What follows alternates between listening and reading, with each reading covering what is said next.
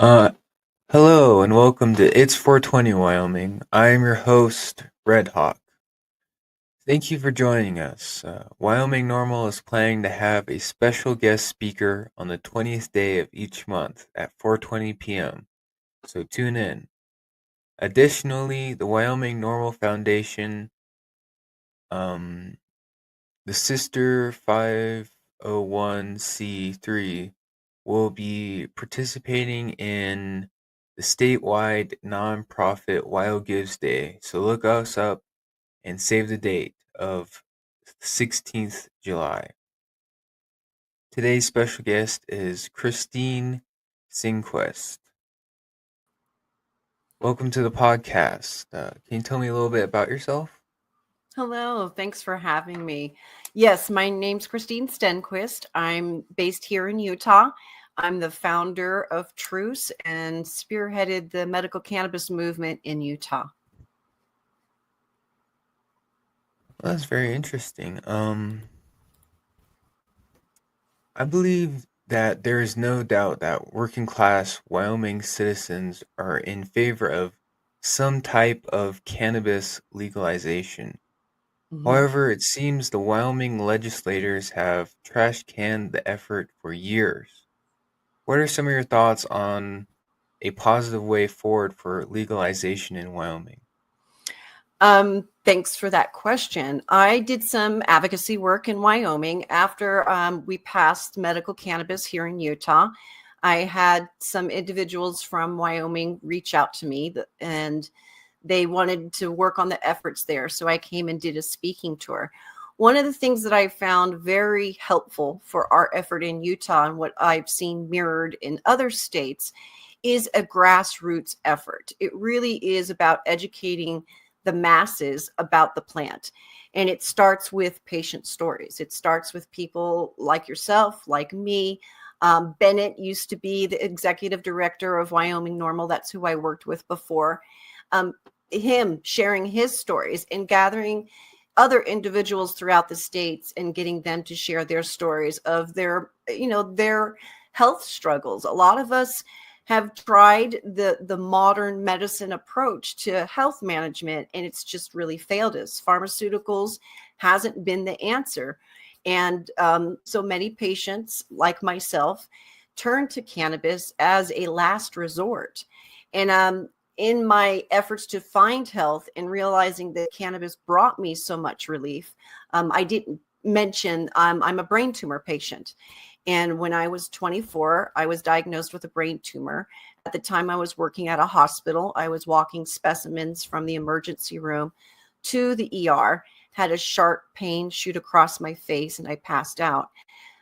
When I came to, I was going in for a CT scan, and that's when they discovered a brain tumor.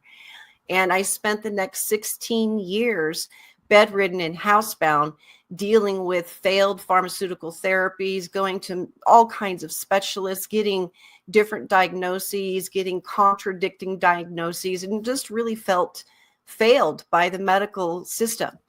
And I was in a bad spell at one point and wasn't eating and was really struggling with my appetite. And it was suggested by a friend that I should try cannabis. And it was really scary for me to procure it, to try to get a bag of cannabis because it wasn't legal here in Utah. And I had to ask my adult children if they knew people who smoked cannabis and could get me some to even try to see if it would even work. That 2-week experiment of using cannabis turned into, here we are many years out. I started that in 2011, several years out now with a movement under my belt and having a lot of relief from cannabis on the daily basis. I'm off of pharmaceuticals, not needing to be on any kind of pain medication. At the time that I started cannabis, I was on a fentanyl patch, really struggling with a debilitating pain condition. And now I'm pharma free. And that is a true testament to the plant. But not only that, but the story. When you share a story of a Crohn's patient or a patient with MS, or a patient with PTSD. We had a lot of veterans and rape victims and a lot of individuals who suffered childhood abuse who use cannabis coupled with therapy and get a lot of progress made. There's a lot of unknowns that people are afraid of. They've been told that cannabis is, the devil's lettuce and all kinds of other things. Throughout the 80s, the Just Say No Dare project really scared a lot of folks about what this plant truly is and the potential of it. And not only that, there's been a concerted effort for many, many decades to conceal the actual benefits of cannabis. Cannabis used to be in our pharmaceuticals. It used to be part of our daily lives until prohibition happened in 1937. So we have a long history of propaganda that really needs to be rewritten. And the only way to do that, in my opinion, and based on my experience and what we've seen throughout the country, is sharing of patient stories. Yeah, I think it's very important to re-educate people about Absolutely. cannabis because I think it has lots of medical benefits. It truly does. And to your point and to your question that you asked, what can you do to move your legislators? It is that. It is sharing your stories. When I was there in your state, we did lobbying day. And that was an opportunity for Wyoming Normal, that's who we did it with, to come up and share your patient stories, to share your lived experience. We don't want people to come up acting like they're cannabis scientists. All the legislators need to hear is your lived experience. What was your life before you used cannabis? What was your life after you've been using cannabis? And getting the doctors' buy-ins on that. One of the advantages that I had in forming my nonprofit was making sure that I reached out to the medical professionals. Dr. Talbot is a pain physician here in Utah. He wrote really high pain prescriptions for people who had really challenging and chronic diseases and conditions. And so he specialized in pain, and he saw how much a decrease happened for patients who coupled their approach with cannabis. And when you're using less pharmaceuticals and less opiates, that's always a good thing. And so when you get those medical professionals who are bought into other therapies, voicing their support, that really does change the outlook on things.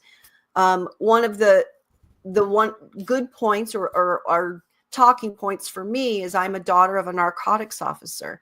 Sharing my story and in discovering cannabis working for me, and then going to my father and saying, hey, I am using cannabis illegally. It's working for me. It's changing my life. My father saw me struggle for 16 years battling this leftover brain tumor and the side effects that come with just having had a stroke. I had a stroke when I was in the middle of surgery because they hit a blood vessel and I had slipped into a coma for 4 days. So I had to learn how to walk and talk and speak, and I had a long recovery. So for me to be up and out of bed and having some kind of normality because of this plant won over even my narcotics officer father. So if sharing your stories can change hearts and minds, that's what people really should be doing. And so I encourage Wyoming to really get out there and keep doing that. Keep having your podcast, keep sharing people's experiences, because you never know what story can really move a particular legislator. We had lots of patient stories we were sharing all the time, because not everybody's going to relate to me and my experience. I had a gentleman who was on my board. He's a firefighter. His daughter is nonverbal and had seizures, and he fought for her as a caregiver. So it's not just patients we need to hear from. We need to hear from the family members, the caregivers, the colleagues that are there who witness their friends going through life struggles. These stories are compelling because they're real. They're not fabricated. They're not flashy little things that are souped up and looked all great for marketing. These are real suffering experiences. And we see a decrease in the medical strain when patients are able to treat themselves with cannabis. Yes, I agree wholeheartedly that we need more stories out there about people who've had Agreed. good experiences with cannabis. Mm-hmm. And I think it's out there. I think a lot of people have experimented with cannabis and it's helped them, Mm-hmm. whether it be for medical purposes or just because they're having withdrawals. Mm-hmm. I feel like a lot of people, you know, they have had good experiences with cannabis. Agreed. Agreed. Cannabis truly helped me come off of my fentanyl. That's what I used. I used cannabis to come off of all my pharmaceuticals, and it was working with my doctor. My doctor was new, didn't know anything about cannabis, so it was really an honest dialogue. And being willing to be brave enough to have that conversation with my physician about it, and then slowly winging off of that. And it's not just about, if you don't mind me diving just a little off in a direction, cannabis alone is not a panacea, meaning it's not a cure-all. It's not gonna, you're not gonna smoke a bowl and then you can conquer the world the next day. For me, it was a progression of things. Once I was able to start weaning myself off of pharmaceuticals, I craved healthier foods. I was eating healthier. I was able to be more mobile. I was wanting to do better lifestyles. I was thinking of more spiritual practices, even. It was getting me more in touch with me as a full and whole person. Whereas taking pharmaceuticals and thinking you can just drive up to a doctor's office and they're going to fix you is lazy. It's just, that's not health. That's just not practicing good health. And so cannabis, introducing it into my life, turned into a whole lifestyle change. It completely changed how I viewed my body and what I was putting into it. Down to even now, we have dispensaries in our state. And even though we have a medical program, and it's very restrictive, it's still not running healthily. You need to be very careful when state programs come online, because not every industry and every industry player practices good, healthy standards in growing cannabis and harvesting cannabis and processing cannabis and packaging and labeling. There's so much more to, man, just getting cannabis crossed the finish line as in the form of a law or a policy. Advocates really need to pay attention to what is written into their policies, because they can really hide things and allow things to happen that aren't healthy for the community and for patients alike. And so it's a never ending battle being an advocate for this plant. You're always sort of keeping an eye on how that plant is getting to you. And in what manners is it getting to you? Are we including all the patients that we can capture in these medical programs? My personal belief, this plant should not be scheduled. It should be descheduled and decriminalized, and we should have a more abundant access to it. But being the country that we are, it's a capitalist country. Prohibition is what it is. We have these programs in place and we have to jump through the hoops and get our medical cards and go to the doctors to get approval just to use the plant. But going through that process really does teach the community that it's safe. This truly is a safe plant. It's safer than sugar, to be Hmm. quite honest. Sugar is responsible for a lot of our poor health in the country. And I'm not saying that cannabis is going to cure things. I'm just saying our fear factor that we place on this plant is absolutely misplaced. It has been misplaced for many, many decades. And I know I get passionate and I'm so apologetic, Red Fox, but I love talking about my experience, what I've seen. I've sat at bedsides as patients used cannabis. I've been with patients in hospice care, and their quality life as they exit this plane of existence has been so improved with the use of cannabis. I'm such a firm believer in this plant for all. truly. Whether you call it adult use recreational, which I think is a misnomer, if you're using cannabis, it's for a reason. It's all use to me is medicinal. Your body doesn't know how to turn off the endocannabinoid system and decide, oh, wait a minute, he's just recreating, he's just having fun. The endocannabinoid system reacts to this plant. It just does. So all use is medical use. There is a difference between use and abuse. And that's something that I hope that Wyoming Normal continues to teach the public about the difference, because there is a reverence, in my opinion, that needs to be taken when you're using this plant, when you're engaging with it. And because the plant had been put into a prohibition type of state,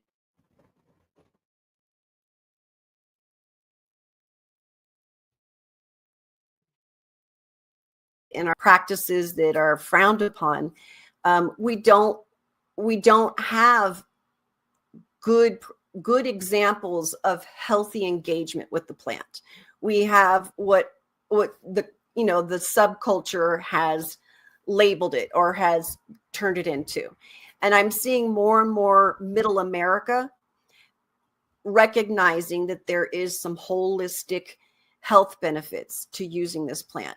There's just such a desperate need for more conversation and more knowledge, honestly. I could go on, but please. I totally agree. You had a lot of really good points there. We're gonna go ahead and take a quick commercial break. Sure.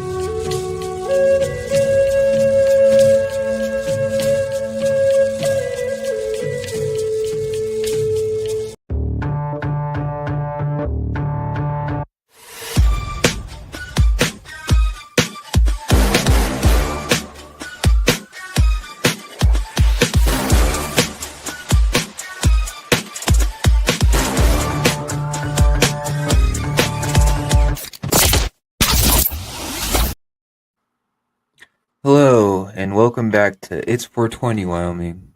I am your host, Red Hawk. I'm here with my special guest, Christine. I've heard a lot of folks say that cannabis legalization will ruin Wyoming. They say, look at what has happened elsewhere. I personally don't agree. What do you think? Would cannabis legalization ruin Wyoming? I I would want to know, what does ruin Wyoming mean? It's right now you have patients who are going to other states who are getting in trouble with the law and are having their lives turned upside down. Bringing in medical cannabis in a safe way actually protects Wyomings. I don't know why on earth people keep spinning that, other than it's just fear and lack of knowledge. I think that's why that kind of rhetoric is said in every single state. They say that in every state. And every state is different. Every state program is different. So we have to be careful and not say sweeping comments like, oh, that won't happen. It is absolutely dependent on the kind of policies and support the state legislators have with its constituents. If it is a combative situation and they're forced to have a medical program or any kind of program because the people want it and those in power don't, you're going to see a very damaging program. So yeah, it has the potential to not be a healthy thing for a state if the state doesn't get in lockstep with what the leaders and the constituents want. And that seems to be a real conflict across the board, just politically speaking. You have those who are in office and those who are in power not necessarily doing what's best for those who voted them in office and in power. And that is true and very evident when you look at medical cannabis policies in other states. You see programs that really struggle and suffer because there is that dynamic. My state is a very good example because we have very big power players in my state. Utah has the LDS Church, the Mormon Church is based here. And so one of the stakeholders in this conversation was the LDS Church, and they did not want a medical program here in this state at all. They never said anything about other states and cannabis having a program, a medical program in other states for their members, but they had a problem with it being here. So having those dialogues and conversations for those who are in opposition was really challenging. It meant bringing patients who were LDS, who were wanting access to those individuals to have those conversations. Same with law enforcement. They were big, and I know Wyoming's law enforcement agency is really against cannabis on all fronts. I dealt with them, and they're not supportive. And sometimes it takes an actual officer who has a condition. For us, it took several officers coming out who were retired but said, hey, I have Crohn's disease and I have been using cannabis oil, CBD oil, and it has changed my life. I'm having a better quality of life. It sometimes takes those brave voices to come out and say, this won't be the undoing of our state if we work together. So no, it's not going to be the undoing, but yes, it could be the undoing if people want it to be. There are always those in opposition of good policy going forward that want things to fail. And that's why the responsibility for advocates like yourself, like me, and our states, it's so important to pay attention to the legislative process. Learn it, follow it, know who's in office, know who your county commissioners are, who your delegates and your legislators are in your area, and become very familiar with them, not in a combative way, because you're not going to get very far if all you're doing is yelling at those that are in office. But share your stories, develop a rapport, develop a working relationship with a legislator so that they can be an advocate for you, because you're not going to be able to be in every room. You're not going to be able to talk to every single person in office. But winning over many people creates that groundswell that the state really needs to make good policy change. I hope that answers that one. Yeah. And I feel like people who do abuse cannabis, they're not Mm-hmm. very violent, you know? No. Well, they'll tear up a Cheeto bag.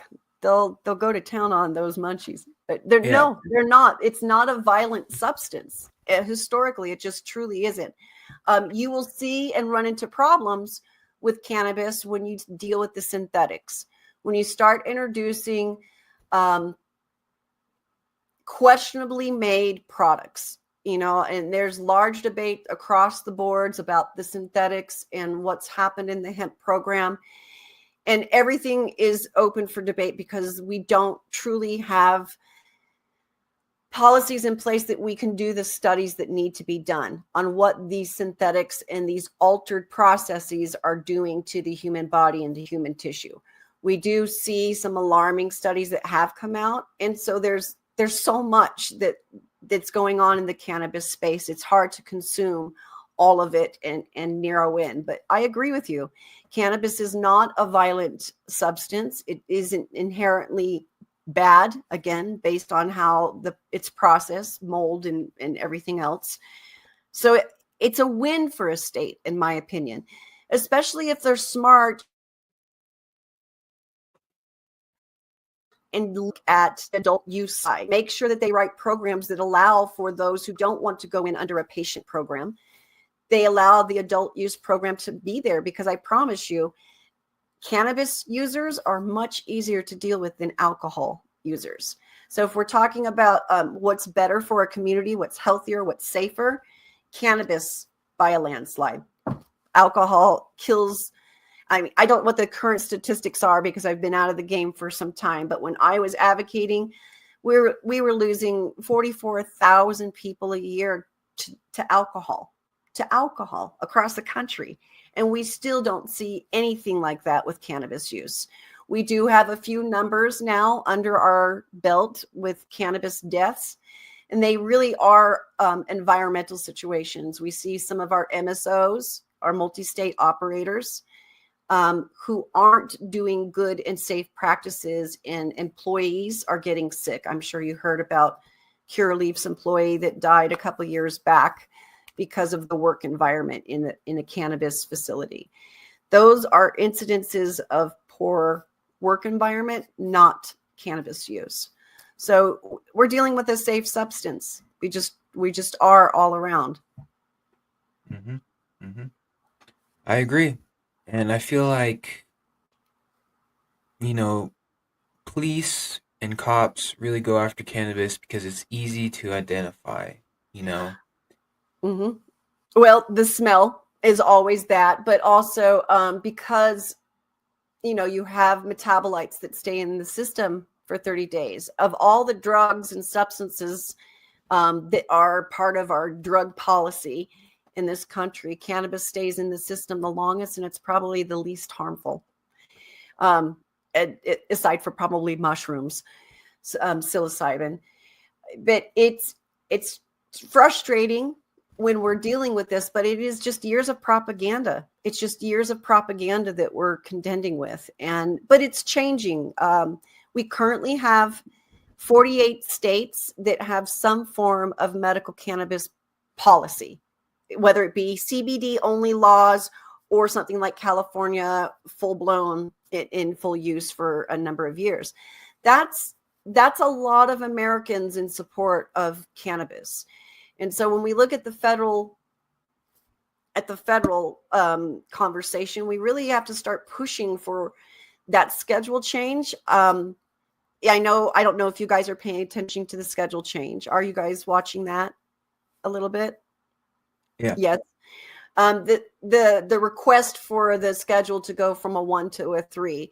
I know there's a bit of a split perspective on that approach. I'm not a supporter of it. I think it's damaging to go from a 1 to a 3. I think descheduling is the way to go. I just don't see how going from a 1 to a 3 is going to help the needs of the country. There's a lot of speculation. Well, it helps with the tax thing and various other research opportunities. It's really quite narrow-sighted, and it doesn't help to the degree people think it does. We get a lot of people who have, subject matter experts because they're an attorney here, or if they've written a lot of blogs, and they just don't understand the nuance of policy, of how all these departments are intertwined. It is a web. And when you touch one thing over here in a department, that money and that chain reaction affects multiple departments. And so this is not going to be an easy fix. It's not going to be an easy conversation. But the persistence of the people is really what will invoke the change. Obviously, because we're even having the conversation of Schedule 1 to a 3. For HHS and DEA to be forced to have this dialogue and to look at the information that we're all pushing forward in the states is quite remarkable. Yeah. I think 5 would be better than 3, and ending prohibition would be best. Agreed. Absolutely. I absolutely agree that ending prohibition would be the best approach. 5 still doesn't capture some things and does put some restrictions that aren't necessary. But yeah, if you're going to get anywhere and if you have to choose one, I agree with you. The least, restrictive makes the most sense where we're at. 3 is what I would call a good showman approach. They want something that makes them pat themselves on the back and it makes them feel good that, oh, we're going to do this and do more research. Cannabis is the most researched substance out there. Like we have studies upon studies of research. We maybe don't have good studies. We don't have studies that we're looking for, but that has to do with the catch-22 we're in, that it's in the CSA. I mean, you've got to pull it out of the Controlled Substance Act. It just has to come out. So. Yeah. And I think Wyoming can make a lot of money if they legalized cannabis. It could bring in funds. It's going to be you got to get people buy into it. You guys are surrounded by folks, states aside from Idaho, of course. Idaho's your other one that's going to be a long haul in getting policy change. You guys are surrounded by states that have cannabis. It makes sense for you to move on this, especially if nothing else, to decriminalize it. Stop arresting people and destroying their lives over this plant. It's just silly. It just doesn't make sense. Are you guys looking at doing something more for Wyoming policy change? Yeah. I mean, we started this podcast where we can re-educate people on it, and I feel like that's a big step. Just telling people the basics, Yeah. Explaining the key words like decriminalization, legalization, telling people that their votes matter. Every single vote matters. And a lot of people are just uneducated. You're right. That's the problem. Agreed. And that's what we've been trying to tackle with this podcast. And it is hard to, promote it, especially in Wyoming, because a lot of people don't really want to watch stuff about cannabis. They don't. Unless they're already a part of the movement, Agreed. So it's hard to reach out and find new people. It was really challenging when we were there and canvassing and doing the ballot initiative. We did run into that. You guys have a challenge with your media market. In other states where you have a lot more population, there is more coverage that you get. And for Wyoming, it really was a challenge. I definitely can appreciate that. I ran into that as we were traveling the state and hitting different cities, getting people to come out to even hear me speak about things, to be educated, was a challenge. And I get, because you're so spread out. Everybody lives so far away and your towns are kind of small, and it makes it a challenge to really stir the masses, as it were. You'll probably have to do a different kind of approach. It may have to be something that's email. That's a more email campaign. But then again, you're trying to figure out, how do you get people on an email? We really ran into a struggle. I was really proud of how far we did get. We were doing it in the middle of COVID, which made it even more challenging to gather signatures. But there were people who were interested. It's like you said, educating, and you guys Mm-hmm. doing what you're doing with this podcast is a wonderful start. That's a great place to start. And keeping up newsletters, letting them know what activities are out there. Trying to build a community is challenging. It takes a lot of persistence. I know when I started my advocacy, it was all on Facebook back in the day when Facebook actually was alive. Um, so back in 2011 and 2012 is I had those little Facebook groups, and we were educating with a lot of different admins who had different skill set and experience that could share their perspectives on different articles, and it was helpful. But taking meetings, and I know with what you guys have got going on in Wyoming is hard, but your executive director could take meetings with your, starting just locally, or just opening up your Wyoming map and deciding, okay, we're going to go talk to city council in Jackson Hole or in their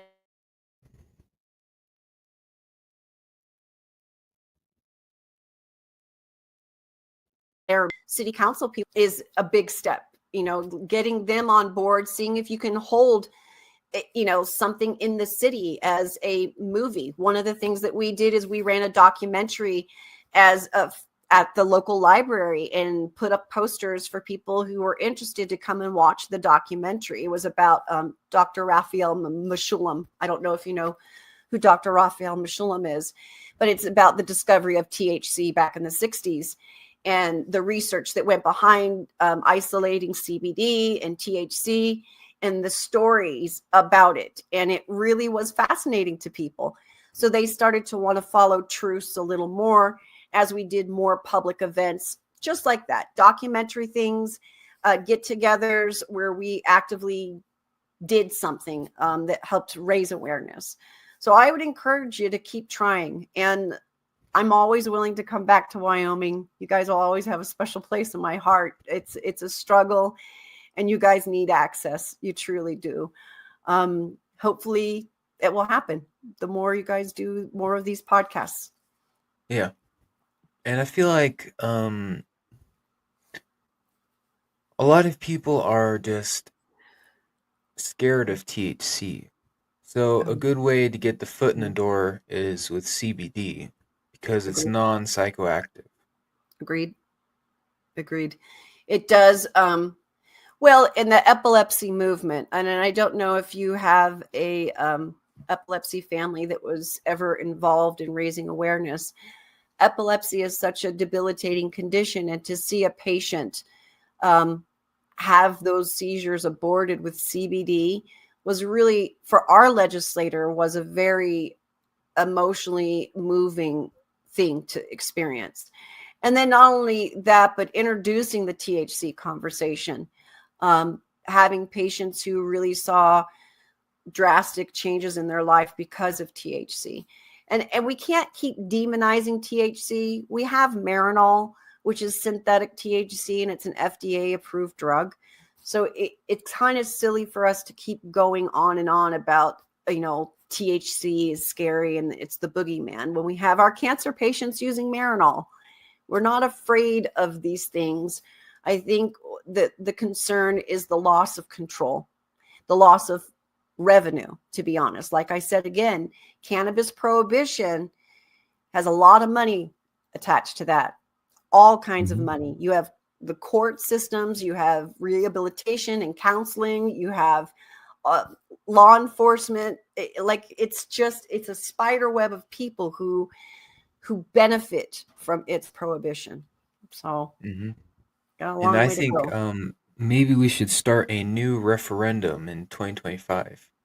I would love to see that. I would love to see you guys look at really doing that, especially because we got so far during COVID. Um, you should reach out and see if there's an appetite to do this again now that we're a little further down the road.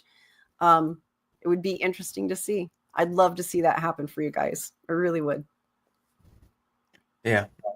And I think, it really is a shame that so many people from Wyoming have to leave the state to get cannabis for medical issues, and they have to Yep. break the law just to take care of themselves. Agreed. And We that's had why a it lot. needs to be decriminalized. Agreed. At the bare minimum, decriminalize. We saw a lot of medical refugees leave Utah, especially during that whole CBD thing back in 2013, 2014. When Colorado became an adult use state, we saw a lot of people across the country, epilepsy families, fleeing to Colorado, becoming medical refugees because it was the only place they could access CBD. And now you're experiencing that. Wyoming has continued to experience that. Patients flee. I know that I get phone calls from patients who were part of the advocacy effort who have gotten busted because they work in your state and they live in a legal state. So they're a legal patient in a different state, but they work in Wyoming, and traveling back and forth, having your medication on you puts you at risk. And that's why I really feel at the bare minimum, Wyoming needs to decriminalize, allow some grace to those people who are using it. If you don't want to deal with a program, at least be kind and compassionate. A compassionate decrim bill might be a great approach. It's less overhead for the state to have to take on. It really moves it to a lower priority. So that might be a valid approach, Red Hawk. Honestly, I hope you guys really consider that. Call me. I'll help you. Mm-hmm. Mm-hmm. And I think that, there really is no reason why it shouldn't be decriminalized. It has so many medical benefits and it's an amazing pain relief. And I know that it's especially good for tooth pain. If Mm-hmm. you're having a toothache, it'll Mm-hmm. get rid of it just like that, Mm-hmm. which I think is amazing and not a lot of people know about it. Yeah. But it actually will relax your entire body, Mm-hmm. basically. So if Mm-hmm. you're having stomach problems, it'll help you there. Mm-hmm. There. Basically, if you're having any problems or you need to relax, it'll help you out. It does. It is pretty powerful substance. Absolutely. And that's why I feel like there more access should be had for all of us. So yeah, like I said, a Mhm. decrim approach would be nice. You can allow patients to continue accessing. I would Yeah. like to see your state have an actual dispensary of some kind. The ability to, if not a dispensary, the ability to home grow. Decrim and home grow. Like, you're not going to bother people if they're going to grow a certain amount of plants, and then you really don't have to worry about the dispensary. People can just do, because you have such a small population.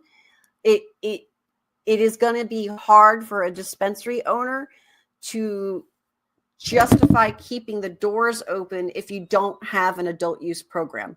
Medical is too small of a pool for Wyoming. You really do need an adult use access type of program, which really just opens it up for more people to utilize the program. So if the state doesn't want to do that, and I'm giving you just unsolicited political strategy here, it's like just an opinion.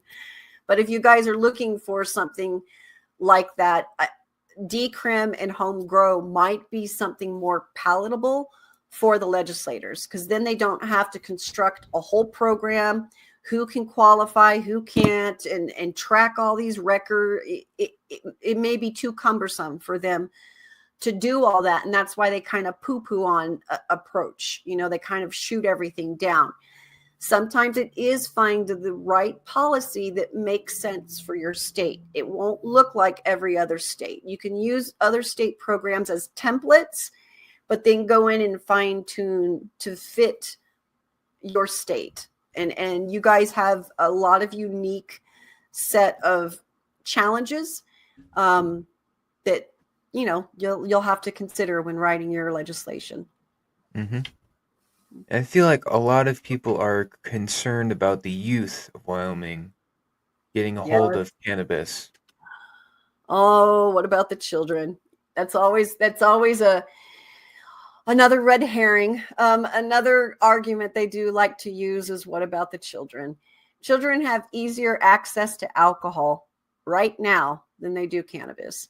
And dispensaries card, you're putting in place a structure that would really help limit access to children, and it really comes down to education. When it comes down to it, if you want to protect the children, we have learned that prohibition of anything doesn't work. Education does. When you educate somebody about a substance and its use and how to engage with it appropriately, you teach a respect that is greater than a prohibition approach. And so when we talk about what about the children, yeah, what about them? What is it you're concerned about? Let's not be hyperbolic about what about the children and get down to brass tacks. Are you concerned about access? Well, they won't have access if there's a dispensary. They won't have access if there is proper policy put in place. And education, instead of saying that it's going to, whack their brain out and do all these horrible things, have an honest conversation about it. The brain is developing. We don't want our children using these substances. But if we do have children who are on chemotherapy, who are on MS drugs, who are on, epilepsy drugs, those drugs are more damaging than cannabis. And not one person is saying, what about the children, when they're pumping them full of off-brand, off-label drugs for children, drugs that aren't approved for children, doctors are recommending and giving. So it's sort of an ignorance statement when people say, what about the children? Because it's just fear. That's just pearl clutching, and it's just the church ladies coming out. And I apologize if I'm offending people, but it really is based in fear and ignorance. More education. That's all I can say on that one. Yeah. And I think it's important to educate people because cannabis might not be good for every single person. Agreed. There's a lot of people who have mental conditions that might worsen if they take cannabis. Absolutely. If you're predisposed to schizophrenia, for example, because that's one that people like to talk about, you could induce a THC psychosis. You can induce scenarios that can be really problematic for people. There is a saying that is so commonly used in the cannabis space, and I've used it for years, and I'm not the first nor the last to it. And it's a phrase called low and slow. When we're introducing cannabis to any patient, we start low and we go slow. So you start with the minimal amount of THC. Usually a 1-to-1 ratio for a patient is where a lot of us advocates like to start people. And then you slowly move up to make sure that you're not inducing a psychosis for a patient. Gummies and edibles are always a concern. There is a longer onboarding time because it passes through the liver. So patients, when they're using cannabis, have to be careful. And this is where, again, Wyoming NORML and other advocates in states are so vital, is raising that education and telling people, advocates ourselves, because we are guilty of saying cannabis cures everything. That's dangerous. And saying it's safe for everyone is dangerous. That's not responsible advocacy. And I appreciate that you're saying it's not for everybody, because it can be problematic for folks. And that's why I think it's good to work with someone who's experienced, whether it be a bud tender at a cannabis dispensary who knows a little bit about the plant and can give you some guidance, or even doing your own research yourself. We are in a day and age where AI is easily accessible for people. You can Google information and learn about cannabis yourself. And documentation, track what you're doing.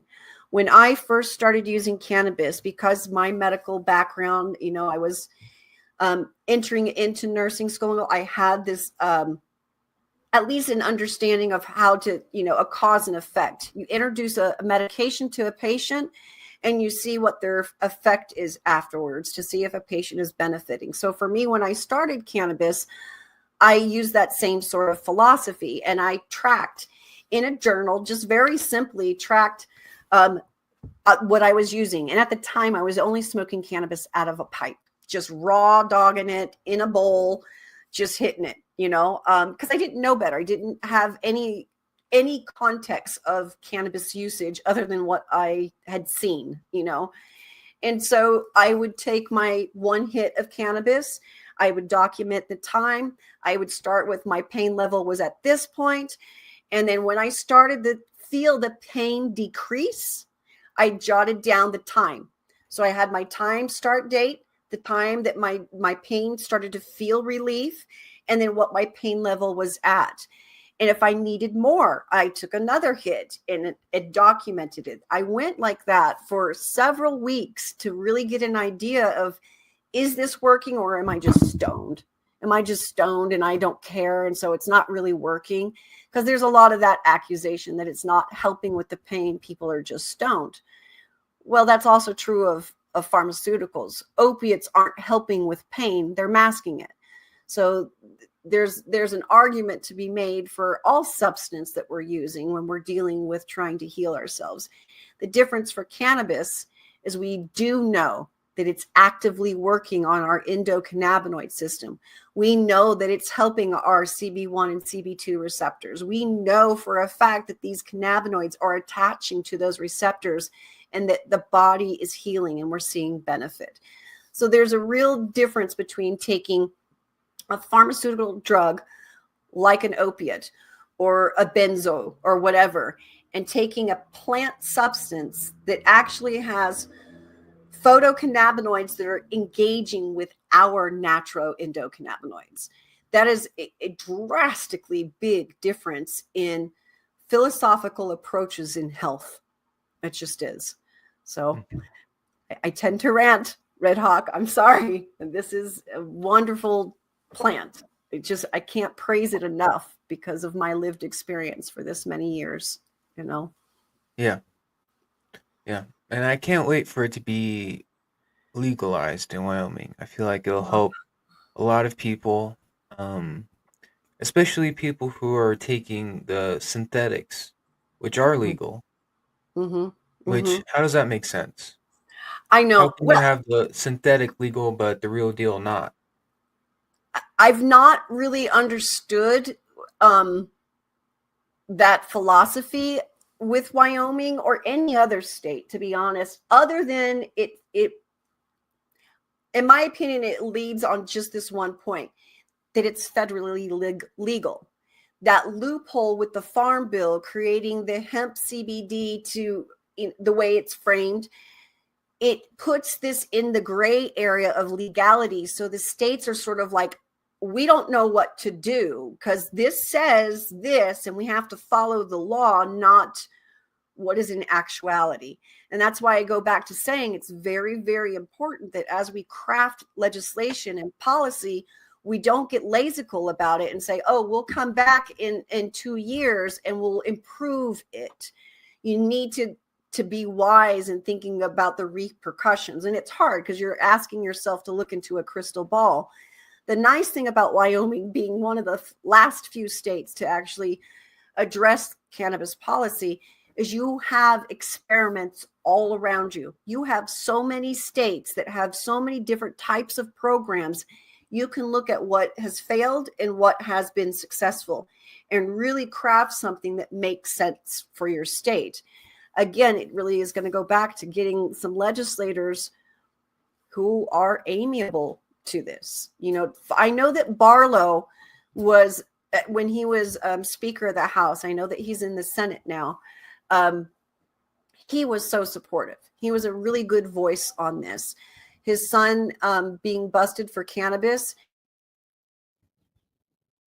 you have a natural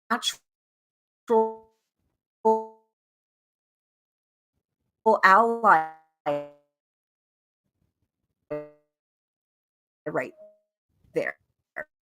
He knows that the cannabis should be decriminalized. It's ridiculous. I don't know if you caught that. It said it's ridiculous to ruin Yeah. people's lives over this substance. So it would be nice to see Wyoming approach this topic.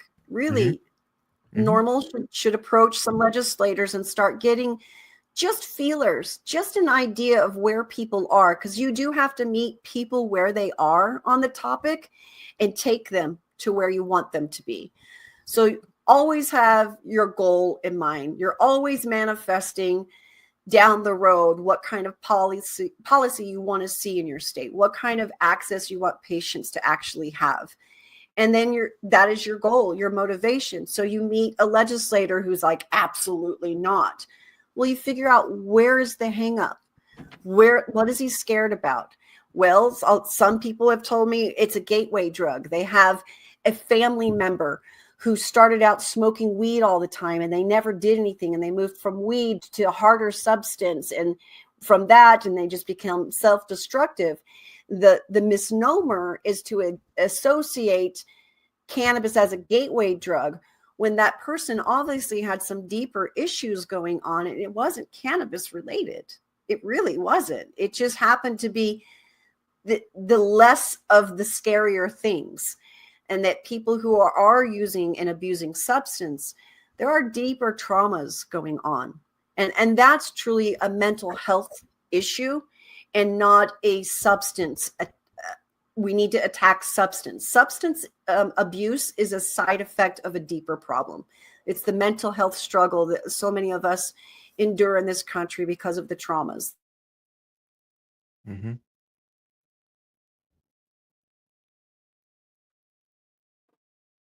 That we've endured. It becoming honest, and that us with advocates like us having these conversations and sharing those stories. I know that cannabis does more for me than just alleviate the pain and the muscle tension that I have from the brain surgery and the muscles that were cut, and all the nerve damage that was done. Cannabis is healing me on a spiritual way, being able to heal the traumas that I've endured and being able to get that stuff out in counseling, being able to dose before I walk into a counseling session and get in touch with some of those deeper issues to alleviate my body of pain, because our body does store that. We're treating symptoms with cannabis, and we have to really get down to the root of the problem with our diseases and our conditions. So, Yeah, I agree. And a lot of people might struggle with using cannabis because it doesn't necessarily make the trauma go away. It'll just exactly. help you, acknowledge it. I find that to be true. And I know that you guys are dealing with just cannabis right now, but for like my state, once medical cannabis came online, there was also a push and an interest to psilocybin, and dealing with the psyche and the traumas that the body stores. A lot of a common phrase, and there's a book out there that's the body keeps the score. When we're dealing with healing and dealing with cannabis, it would be irresponsible of us as advocates to not look at whole health. It's body, it's mind, and it's the spirit that's being healed when we're dealing with cannabis. And those who continue to use cannabis do find that spiritual opening. A lot of my LDS patients that were here in Utah working with me, my nonprofit, we had all types. We had LDS members, non-members, non-spiritual practicing folks, atheists.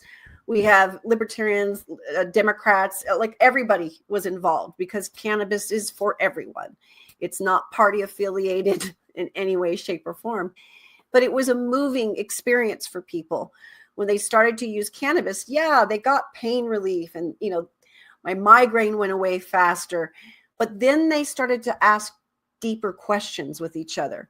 We found that when we would be at tabling events and we're collecting signatures, or we're at an event, people would share their experience and their story of healing, but then the spiritual awakening that happened when the body isn't fighting so hard, the pain and anguish, it can get to those deeper philosophical thoughts and get to a more holistic healing. Not to be very woo-woo, but it just naturally happens, especially if you're really in earnest using this medication medicinally. You have a reverence for it, and you're not doing, like you said, just abusing it, and everybody has to do that check for themselves. I'm definitely one that recreates with cannabis. It is my choice substance. I use it for medicine practices, I use it for recreational practices, and I use it for spiritual practices. It is the substance that I find gives me the most relief in my life. I cannot drink alcohol at all anymore. Like, as I haven't been able to for years. Not even one drink in a celebratory thing with friends. My body suffers the next day. I'm sick to my stomach, like sweating, all the grossness. I can't handle that as a poison in my body. So to adopt cannabis as a substance for my all has been a life changer for me. It really has. And being around people who practice the same thing has helped. You know, most of my friendships and most of the people I engage with are on a path of healing, not just their physical body, but on, like I said, that mental and spiritual healing. And cannabis seems to capture that for them as well. So yeah, I think it's very good for well Wyoming. said. Say Thank again. you for being on the podcast today. You bet. You It was bet. very You nice. bet. Thank you. Thank you for having me, Red Hawk. Appreciate you guys so much.